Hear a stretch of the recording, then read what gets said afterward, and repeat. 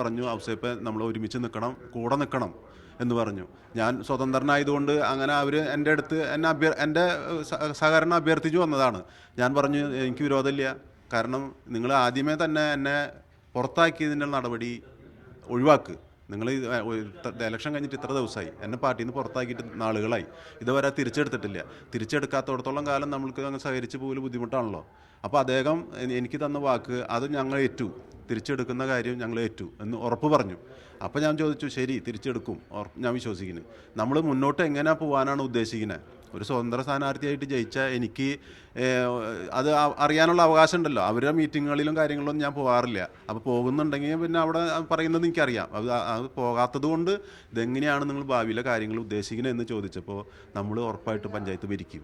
അപ്പോൾ അതുകൊണ്ട് ഔസേപ്പാണ് പ്രസിഡന്റ് എന്ന് പറഞ്ഞ് ഉറപ്പായി ഭരിക്കുമെന്ന് പറഞ്ഞപ്പോൾ എൻ്റെ മനസ്സിലൊരു സംശയം ഉദിച്ചു. അതെന്താ ചേട്ടാ അങ്ങനെ പറയുന്നത്? നമ്മൾ 10 അവരും 10, അപ്പോൾ ഉറപ്പായിട്ട് ഭരിക്കാൻ അതെങ്ങനെയാണ് എനിക്ക് അറിയില്ല എന്ന് പറഞ്ഞപ്പോഴാണ് പറഞ്ഞത് BJP നമുക്ക് വോട്ട് ചെയ്യും. മറ്റത്തൂരിൽ നേരത്തെ കോൺഗ്രസ് സഹയാത്രികനും കോൺഗ്രസിൻ്റെ പ്രധാനപ്പെട്ട ചുമതലകളിൽ ഇരിക്കുകയുമൊക്കെ ചെയ്ത KR ഔസേപ്പ് അദ്ദേഹം ഈ തെരഞ്ഞെടുപ്പിൽ സ്വതന്ത്രനായി മത്സരിക്കുകയും LDFനൊപ്പം ചേർന്ന് ഒരു മുന്നണി അല്ലെങ്കിൽ പ്രസിഡന്റ് സ്ഥാനത്തേക്ക് വരികയും ഒക്കെ ചെയ്തു. ആ സമയത്താണ് മറ്റത്തൂരിൽ സാധാരണഗതിയിൽ ഉണ്ടാവാത്ത മറ്റു ചില നീക്കങ്ങൾ നടക്കുന്നത്. അത് യഥാർത്ഥത്തിൽ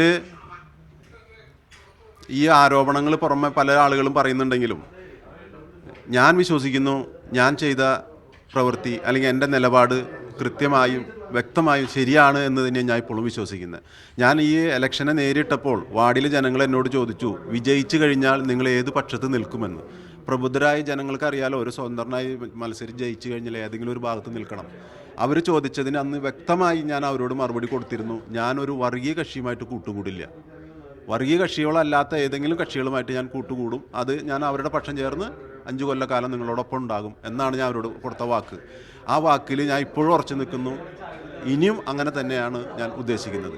ഈ അധ്യക്ഷ തെരഞ്ഞെടുപ്പിന് തൊട്ട് തലേ ദിവസം നിങ്ങളുടെ വീട്ടിൽ, തൊട്ട് തലേ ദിവസം 2-3 ദിവസങ്ങൾക്ക് മുമ്പ് വീട്ടിൽ ചില ആളുകൾ വന്നിരുന്നു. ആരൊക്കെയാണ് വന്നത്? അവരെന്താണ് സംസാരിച്ചത്?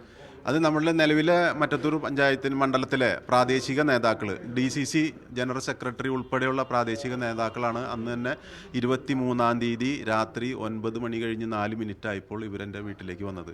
കൃത്യമായി പറയുന്നത് എൻ്റെ വീട്ടിൽ CCTV ഉണ്ട്. ആ TV-യിലെ ദൃശ്യങ്ങൾ ഉൾപ്പെടെ ഞാൻ പരിശോധിച്ചിട്ടാണ് ഞാൻ ആ സമയം പറഞ്ഞത്. ഇവരെൻ്റെ വീട്ടിൽ എന്നെ കാണാൻ വന്നു. എന്നോട് പറഞ്ഞു ഔസേപ്പ് നമ്മൾ ഒരുമിച്ച് നിൽക്കണം, കൂടെ നിൽക്കണം എന്ന് പറഞ്ഞു.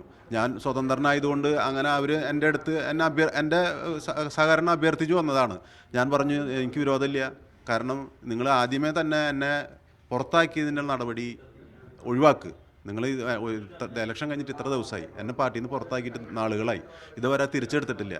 തിരിച്ചെടുക്കാത്തടത്തോളം കാലം നമ്മൾക്ക് അങ്ങ് സഹകരിച്ച് പോലും ബുദ്ധിമുട്ടാണല്ലോ.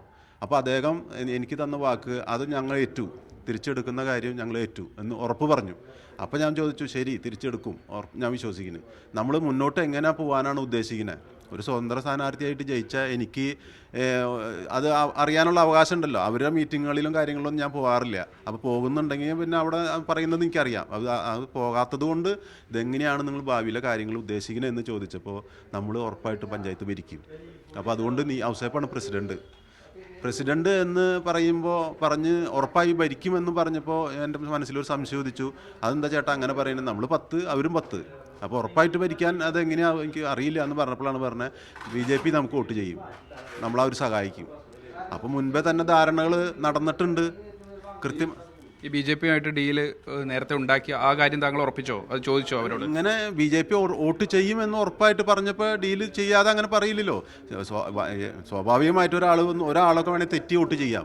ഇത് അവർ 4 പേരുണ്ട്, ആ 4 പേരും നമുക്ക് വോട്ട് ചെയ്യണമെന്നുണ്ടെങ്കിൽ പറഞ്ഞ് കൃത്യമായ വ്യവസ്ഥകളോട് തന്നെയല്ലേ മുന്നോട്ട് പോയിട്ടുണ്ടാവും. BJP-യുമായി ചേർന്ന് ഒരു ഡീൽ ഉണ്ടാക്കിയെന്ന് ആരാണ് പറഞ്ഞത്? ചന്ദ്രനാണ് ആളാണ് പറഞ്ഞത്, TM ചന്ദ്രനാണ് പറഞ്ഞത് BJP നമുക്ക് വോട്ട് ചെയ്യും, ഔസേപ്പാണ് പ്രസിഡന്റ് എന്ന് പറഞ്ഞു.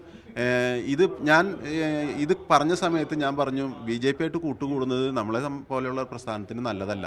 നമ്മൾ ന്യൂനപക്ഷങ്ങളും എല്ലാ ആളുകളെയും ചേർത്ത് പിടിച്ച് പോകുന്ന ഒരു പാർട്ടിയാണ്, മതേതര പാർട്ടിയാണ്.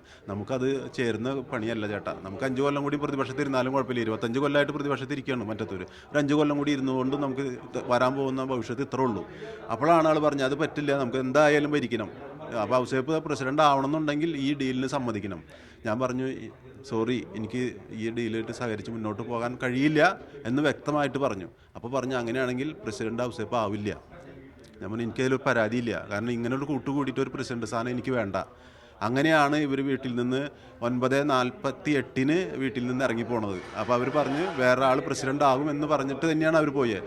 അത് വ്യക്തമായിരുന്നു, കാരണം വ്യക്തമാണല്ലോ. കാരണം 9 അവർ നിലവിൽ അവരുടെ കയ്യിലുണ്ട്, UDFൻ്റെ കയ്യിലുണ്ട്, ഒരു സ്വതന്ത്ര അടക്കം 4 BJP ഉണ്ട്, 13 ഉണ്ട്. ഞാനും LDF കൂടി കൂടിയാലും 11 ആവുള്ളൂ. ഈ ഔസേപ്പ് ഈ ഇതിന് ഇവരിങ്ങനെ സമീപിച്ചപ്പോഴാണോ LDFൻ്റെ കൂടെ പിന്നെ പ്രസിഡന്റ് സ്ഥാനത്തേക്ക് മത്സരിക്കാൻ തീരുമാനിച്ചു? ഔസേപ്പ് പ്രസിഡന്റ് ആകില്ല എന്ന് പറഞ്ഞപ്പോൾ എനിക്ക് പിന്നെ ആകെ പക്ഷം ചേരാവുന്ന ഒരേ പക്ഷമുള്ളൂ അവിടെ. വർഗീയ കക്ഷിയല്ലാത്ത ഒരു കക്ഷിയുള്ളത് LDF ആണ്. അപ്പോൾ LDFനോടൊപ്പം ചേർന്ന് പോകാൻ ഞാൻ തീരുമാനമെടുത്തു. അപ്പോഴാണോ ഇവർ രാജിവെച്ച് മറ്റു നടപടിയിലേക്ക് പോകുന്നത്? രാജിവെച്ച് നടപടി പോകുന്നത് ഇവർ മുൻപേ തന്നെ തീരുമാനം എടുത്തിട്ടുണ്ട്, ഉണ്ടാവണം. കാരണം എന്താണെന്ന് വെച്ചാൽ 9 മണിക്ക് 10 മണിക്ക് നടക്കുന്ന ചടങ്ങിലേക്ക് ഇവർ വരുമ്പോൾ ഹാളിൻ്റെ ഉള്ളിലേക്ക് കടന്നപ്പോഴാണ് ഔസേപ്പ് LDFലേക്ക് പോയത്. അറിഞ്ഞ എന്ന് പറയുമ്പോൾ ഒരു അത്യാവശ്യം ചോറ് കഴിക്കുന്ന ഏതൊരു മനുഷ്യനും മനസ്സിലാവും ആ ഒരു സമയം കൊണ്ട് അവിടെ ഒരു ഡീൽ ഉണ്ടാക്കാനോ അല്ലെങ്കിൽ ഇങ്ങനെ ഒരു രാജി ഉണ്ടാക്കാനോ ഒന്നും സാധിക്കില്ല എന്നുള്ളത്. അപ്പോൾ ഇവർ മുൻപേ തന്നെ ഇത് എഴുതി തയ്യാറാക്കി BJPക്ക് കൊടുത്തു. കാരണം BJPയിൽ ഒരു നിബന്ധന ഉണ്ടായിരുന്നു, സ്വതന്ത്ര സ്ഥാനാർത്ഥികൾ, സ്വതന്ത്ര മെമ്പർമാർക്ക് അവർ വോട്ട് ചെയ്യുള്ളൂ എന്ന്. അവർ അവരുടെ നിലപാടിൽ ഉറച്ചു നിന്നു. കോൺഗ്രസിൻ്റെ നേതൃത്വം ഇപ്പോഴും എന്താണ് അഴയത്ത് എന്താ ഇട്ട പോലെയാണ് അവരെ ഓരോരുത്തരെയും വർത്തമാനം കേട്ട് കഴിഞ്ഞാൽ. ഈ ഇത്തരത്തിലുള്ള സമീപനം ഉണ്ടാകരുതെന്ന് KPCCയും DCCയും ഒക്കെ നിർദ്ദേശം നൽകിയിട്ടും ചന്ദ്രൻ എന്തുകൊണ്ടായിരിക്കും ഇത്തരത്തിലുള്ള നീക്കങ്ങൾ? നേരത്തെയും സമാന സാഹചര്യമൊക്കെ ഉണ്ടോ? ഇദ്ദേഹത്തിൻ്റെ എന്താ പറയുക, നല്ല ഒരു ബാക്ക്ഗ്രൗണ്ട് അല്ല ഇദ്ദേഹത്തിനുള്ളത്. ഇദ്ദേഹത്തിന് ഒരുപാട് കറപ്ഷനൊക്കെ ഉണ്ട് ജനങ്ങളുടെ ഇടയിലുള്ള ഒരു. ഞാൻ എൻ്റെ വ്യക്തിപരമായിട്ടല്ല പൊതുവേ ഉള്ളൊരു കാര്യമാണ് പറയുന്നത്. അപ്പോൾ അങ്ങനെയുള്ള ഒരാൾ സ്വാഭാവികമായിട്ട് പല വാഗ്ദാനങ്ങൾക്കും പല പാരിതോഷികങ്ങളൊക്കെ ലഭിക്കാമെന്ന് പറയുമ്പോൾ ഒരു പക്ഷേ അതിൻ്റെ പുറകെ പോയിട്ടുണ്ടാവാം. അതാകുമെന്ന് ഞാൻ വിശ്വസിക്കുന്നു. ഈ ലോക്സഭാ തെരഞ്ഞെടുപ്പിലും തൃശ്ശൂരിലെ തോൽവിക്ക് ഇത്തരത്തിലുള്ള പ്രവർത്തനങ്ങൾ ഉണ്ടായിട്ടുണ്ടോ അവിടെ? ഇപ്രാവശ്യം തീർച്ചയായിട്ടും ഉണ്ടായിട്ടുണ്ട്. ഇപ്പോൾ സുരേഷ് ഗോപി ജയിച്ച ഈ തെരഞ്ഞെടുപ്പിലും അത് അവിടെ സംഭവിച്ചിട്ടുണ്ട്. കാരണം പല ബൂത്തുകളിൽ ഇപ്പോൾ പഞ്ചായത്ത് തിരഞ്ഞെടുപ്പിൽ 10 ബൂത്തിലോ അങ്ങാണ്ടാണ് 3-ാം സ്ഥാനത്ത് പോയിരിക്കുന്നത്. അന്ന് ഒത്തിരി ബൂത്തുകളിൽ 3-ാം സ്ഥാനത്ത് പോയിരുന്നു. അത് ഇതിൻ്റെയൊക്കെ ഒരു ഭാഗമാണ് എന്ന് വിശ്വസിക്കുന്നു. വേറൊരു കാര്യം, ഈ താങ്കൾ പണം വാങ്ങിയാണ് LDFൻ്റെ കൂടെ ചേർന്നതെന്ന് ഒരു വിഭാഗം ആരോപിക്കുന്നുണ്ട്, അതിൽ കൃഷ്ണൻ ഉൾപ്പെടെയുള്ള ആളുകൾ. എനിക്ക് ഇന്നും ഞാൻ എൻ്റെ ഇലക്ഷൻ സമയത്ത് എൻ്റെ ഒരു ക്യാപ്ഷൻ തന്നെ എൻ്റെ കൈകൾ ശുദ്ധമാണ്, അതാണ് എൻ്റെ കരുത്ത്, അതാണ് ആ ഒരു ക്യാപ്ഷനോട് കൂടിയാണ് ഞാൻ ഇലക്ഷനെ നേരിട്ടത്. കാരണം എനിക്ക് ധൈര്യമായിട്ട് പഞ്ചായത്തിൽ എവിടെയും പോകാം, ആരുടെ മുന്നിൽ നിൽക്കാം, ഒരാളൊന്നും മാറി നിൽക്കുന്നോ അല്ലെങ്കിൽ തല കുനിച്ച് നിൽക്കേണ്ട ഒരു അവസ്ഥ എനിക്ക് ഇതുവരെ വന്നിട്ടില്ല. അതുകൊണ്ടാണ് ഞാൻ പറഞ്ഞത് നിങ്ങളൊരു ഹിതപരിശോധന നടത്തിക്കുക, വേണമെങ്കിൽ വെല്ലുവിളിയൊന്നല്ല, അങ്ങനെ ഒരു അവസരം ഉണ്ടെങ്കിൽ ചെയ്തു നോക്കാം. ഈ TN ചന്ദ്രനെയും എന്നെയും വെച്ച് ഒന്ന് തുലനം ചെയ്ത് നോക്കിയിട്ട് അതിൽ ഒരു കഴിഞ്ഞെങ്കിലും അദ്ദേഹത്തിന് എന്നെക്കാട്ടിയും കൂടുതൽ ഇത് കിട്ടുന്നുണ്ടെന്നുണ്ടെങ്കിൽ ഞാൻ എന്ത് പ്രായശ്ചിത്തം ചെയ്യാൻ തയ്യാറാണ്. അദ്ദേഹത്തിൻ്റെ കൂടെ തന്നെ ഞാൻ ഇനി മുന്നോട്ടുള്ള കാര്യങ്ങൾ ഞാൻ ചെയ്തു പോയിക്കോളാം. പക്ഷേ ഒരു വാർഡിൽ പോലും മത്സരിച്ചാൽ, ചിഹ്നത്തിൽ മത്സരിച്ച് സ്വതന്ത്രം പോട്ടെ, അദ്ദേഹം ജനിച്ചു വളർന്ന വാർഡിൽ പോലും അദ്ദേഹത്തിൽ നിന്ന് ജയിക്കാനുള്ള കഴിവില്ല.